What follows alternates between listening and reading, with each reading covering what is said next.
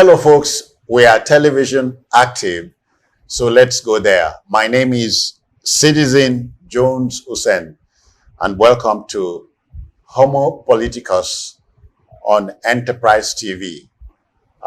Today, we look at this issue that's been thrown up by our Nigerian Federation.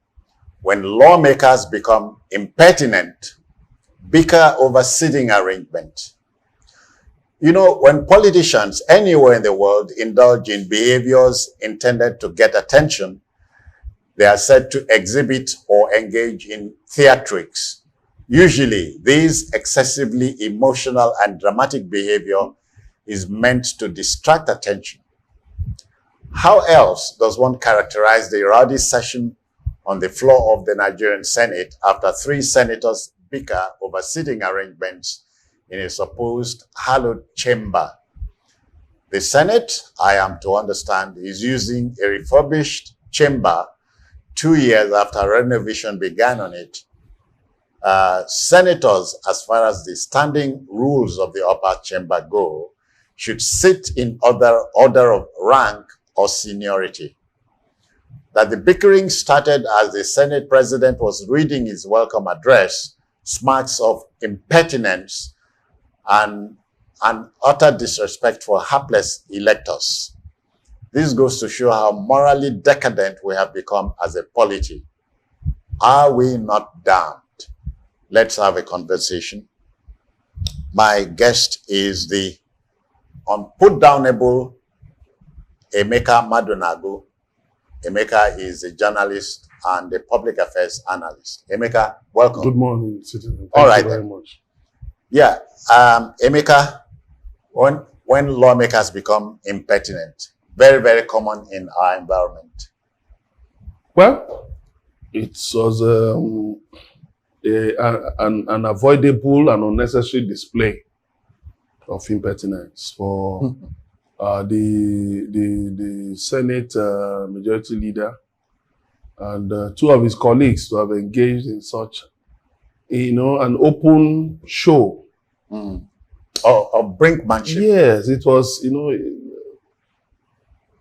insofar as the Senate president has begun presiding over proceedings, I feel, that every other thing, should give way. No distraction should be entertained. Yeah.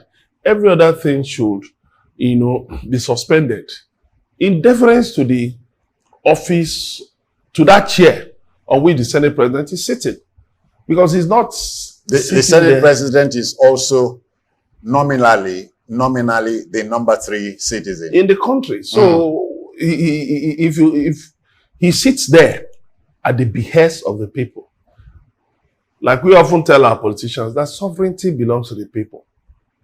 And so they should owe their loyalty to the people. But too often, because we live in a society that deifies human beings, or you see people saying, "Oh, I'm loyal to the president." But actually, you are supposed to be loyal to the Constitution. And if you like, to the country. To the country, yeah, because the Constitution is the ground norm for the country. So, and what makes up the country? The people and the power they wield as electors, as citizens.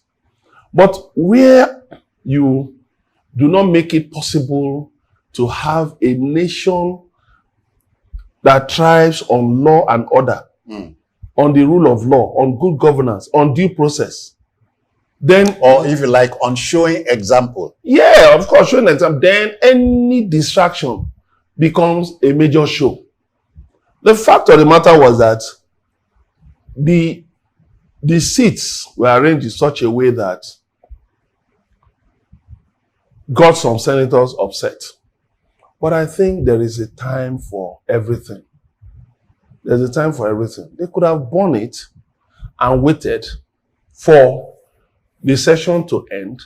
Maybe when there's a call for maybe any other business, somebody could have raised it. It wasn't the job of the Senate president to rearrange seats. That's the job of the Senate Services Committee and the Sergeant at Arms. So by interrupting, albeit unsuccessfully, the address of the Senate president, I mean, the fellows involved showed their lack of understanding of democratic ethos and principles. That in a democracy, when a representative of the people, particularly somebody who sits as a first among equals, primus inter pares, as the Senate president is, when he is exercising the power conferred on him by the will of the people, I think his colleagues ought to give that office the due respect. Unfortunately, they even almost came to the point of exchanging fisticuffs. Yeah. Pointing fingers at each other. Of course, this is not the same National Assembly where somebody died, I think it was Iro Safina, some years ago, while members of the House of Representatives were bickering and pushing each other over the 620 million naira contract scandal involving the then Speaker, Patricia Ete. And of course, in that process, somebody slumped and died. But have they learned any lessons? No. I mean, yes. Emeka, Yeah. I'm told that one of the pertinent lessons of life is man hardly learn from history. That is the certain. That you see them, you see these lawmakers in their flowing gowns.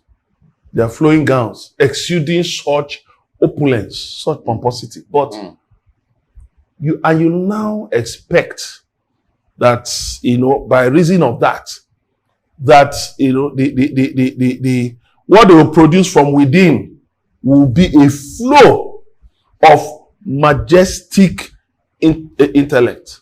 But do you know what? It takes nothing for lawmakers to exchange fisticuffs. Okay. At the drop of a hat. Emeka, let's open the box like this. And at a time like this, conspiracy theories will fly all over the place. Are you surprised that it required a Gombe Central Senator, Danjuma Guje, to start the show, to start this impertinent showing? There are actually ranking senators involved in this. Yeah, okay. And then you have Shaibu Yao.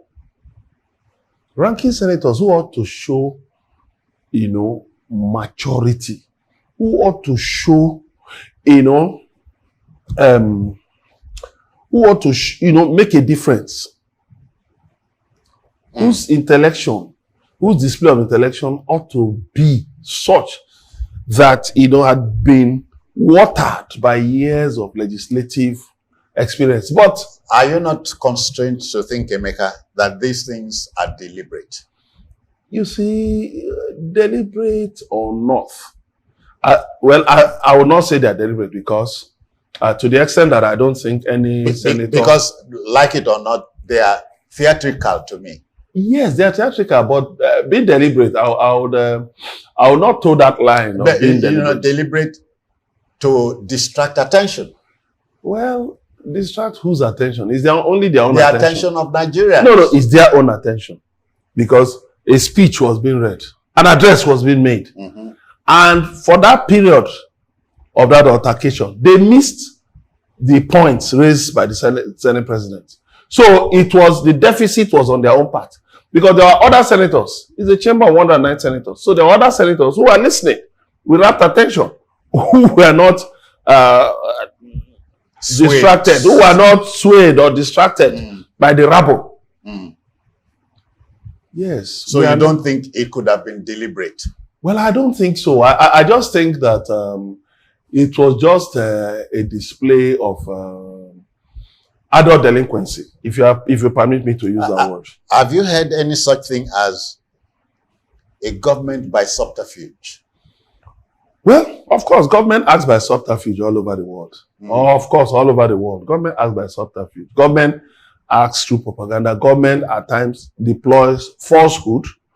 Government at times even creates scenarios where it deliberately deceives the people. Does things to deceive the people. Does things to conflate situations, raises red herring, raises straw man, and things like that. But you see, the people themselves, as not just people, not just the hoi polloi, but as citizens, ought to be vigilant, ought to be discerning.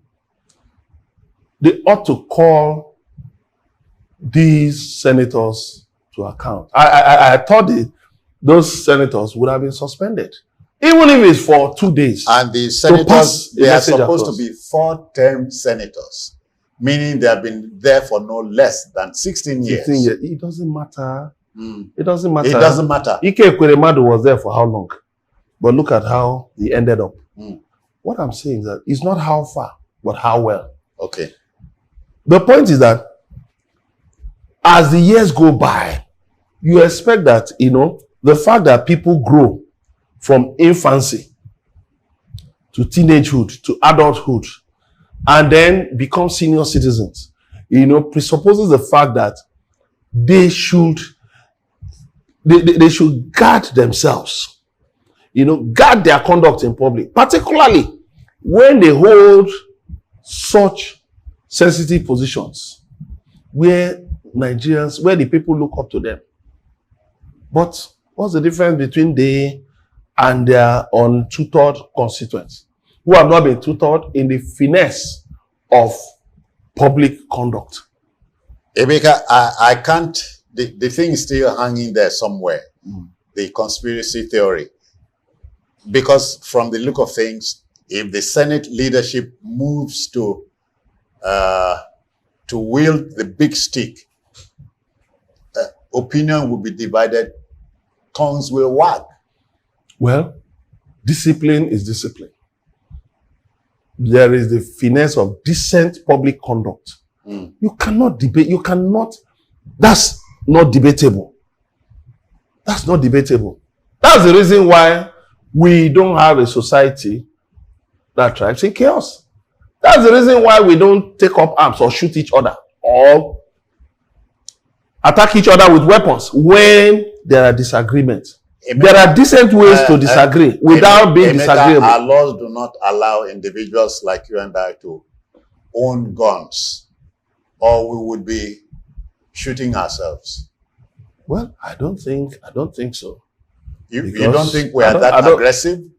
Well, there was this Arabic scholar many years ago who said that the weather, the intensity of the sun in Africa, could be blamed for the easy resort of the people to violence. Okay. Well, how true that is, I don't know, but it's debatable. There ought to be a difference between the leaders and the people. How else do you correct the people? Do you expect this to go unpunished? Well, of course, the Senate leadership has not said anything. More so for the fact that one of theirs was involved in it. But I believe the matter should have been suspended. There are certain things that should not be allowed. And we found out that from time to time, there has been rowdiness, disorderliness in the National Assembly, in the two chambers of the National Assembly. And something must be done about it. Something must be done about it. Do you hear of Federal Executive Council meetings where where ministers trade words or exchange? Yeah, would wrangle. They may trade words, but to the point of almost engaging in fisticuffs.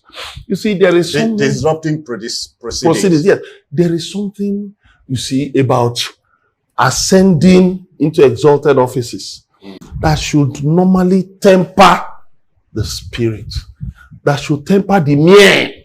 Oh, okay. Emeka, let's go there. To the bystander, that's the Nigerian at the bus stop. He sees these, he hears about this untoward attitude coming from, in this case, the Red Chamber of the National Assembly, where laws are made. What goes through his mind? What goes through his mind is that his leaders are no different from himself, ourselves. From touts. Well, will I say, well, because of their exalted positions, I wouldn't want to dip them in the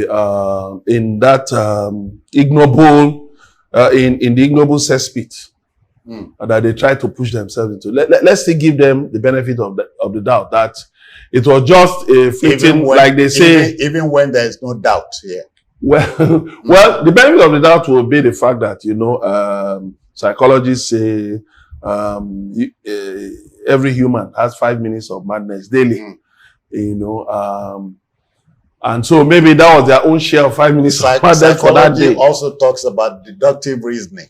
Yes. So we are deducing from what happened there and saying these things. You see, the National Assembly has not, even by their pronouncements, by certain resolutions, by certain actions, for instance, suspension of Senator Abdul Ningi, they have not shown that they actually respect the people. Has that suspension been lifted? No, there was some talk that with the resumption of the Senate from his recess that Ningi might be recalled. But of course, the Senate knows that it has rolled in the mud concerning that matter.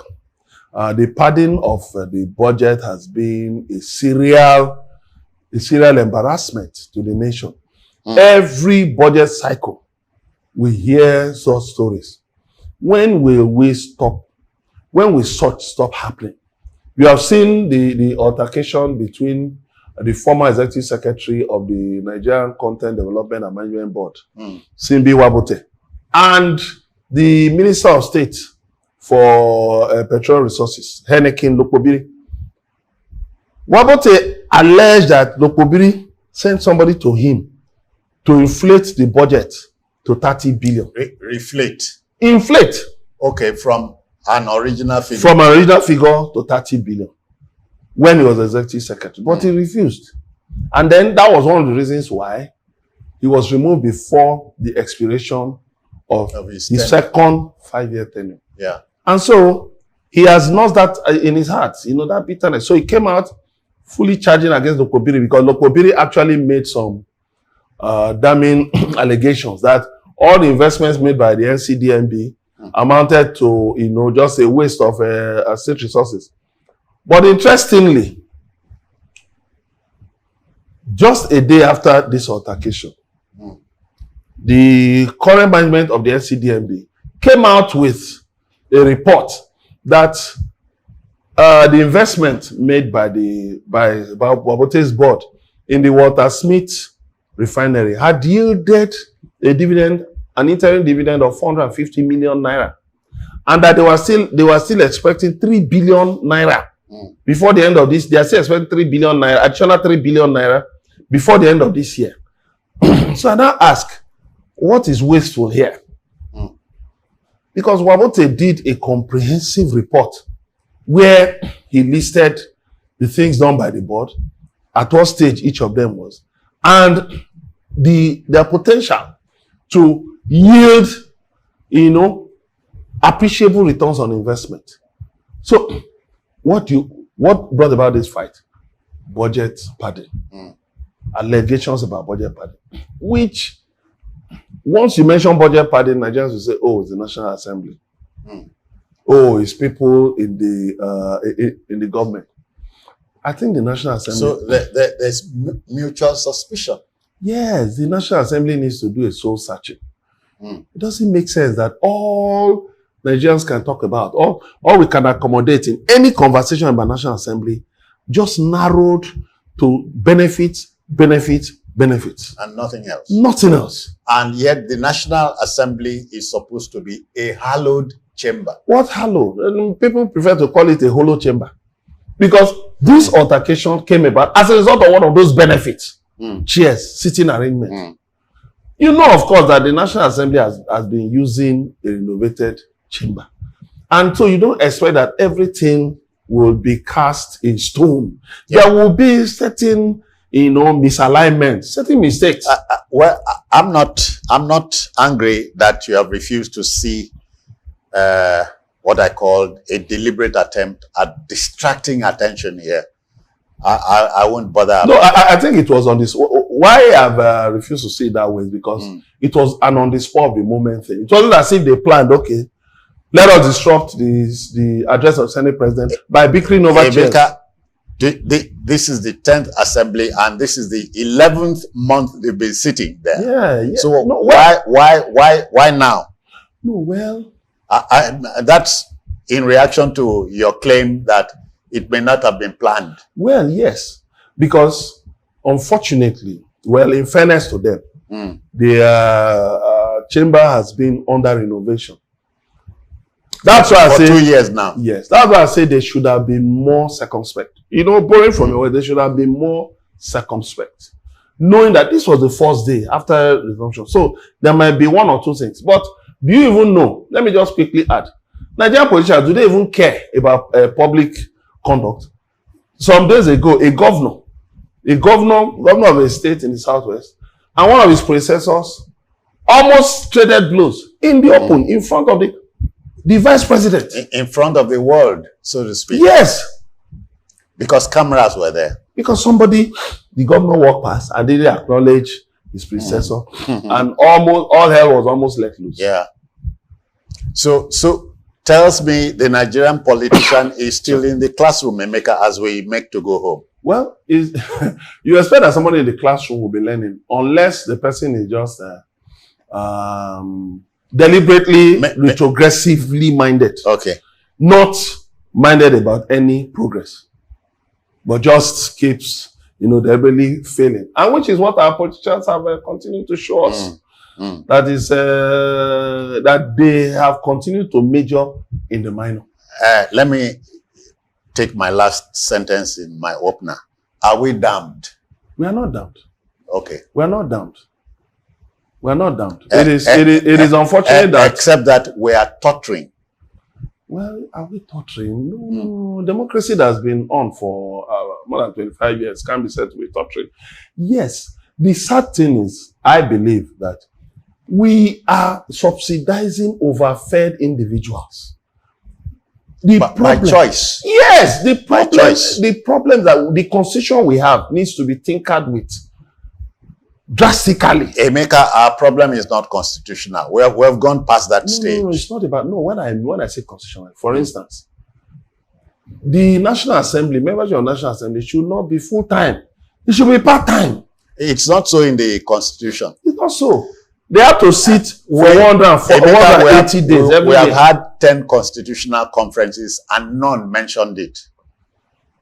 So that's what I'm talking about. Benefits, narrow to benefits. They will not mention what will reduce the 180 days to maybe 90 days and say, okay, every member of the National Assembly go and do other things. Then just sit for 90 days. The index finger of the producer says we must wind up.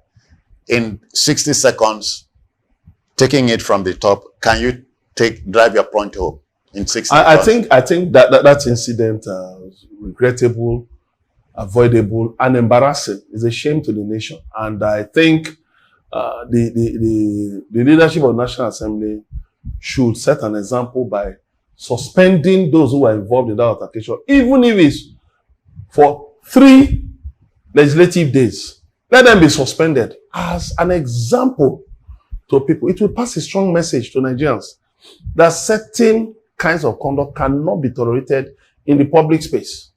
And then the National Assembly will earn the respect of Nigerians. All right. We stop it there, but not before letting you know or reminding you that Homo Politicus will tackle any issue thrown up by our Nigerian Federation. Let me thank Emeka Madunagu for your time. Many thanks. So Homo Politicus will end here until the next time. Bye-bye now. I'm Citizen Jones Usen. Bye-bye now. Take care.